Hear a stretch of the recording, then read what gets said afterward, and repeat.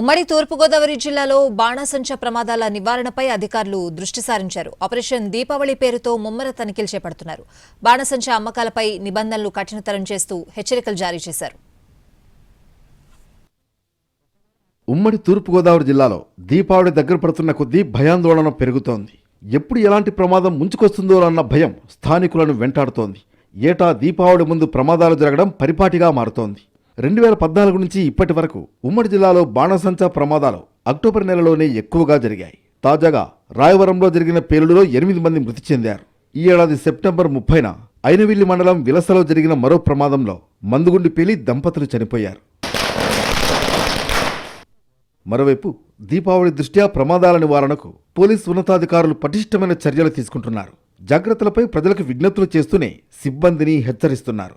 DSP స్థాయి అధికారులు తమ పరిధిలో క్షేత్రస్థాయిలో తనిఖీలు నిర్వహిస్తున్నారు.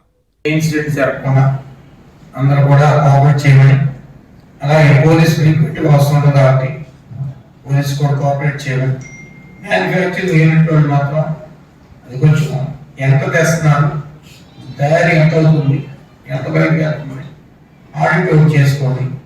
అలాగే మేడం చెప్పినట్టు 5 to 6 అనేది ప్యాకింగ్ పీరియడ్, ఆ పండుగ రోజున 6కి కంప్లీట్ చేసేటట్టుగా కోఆపరేట్ చేయండి.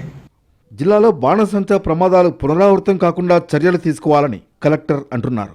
అదే సమయంలో టపాసులు విక్రయించే వారు నిబంధనలు పాటించాలని హెచ్చరిస్తున్నారు.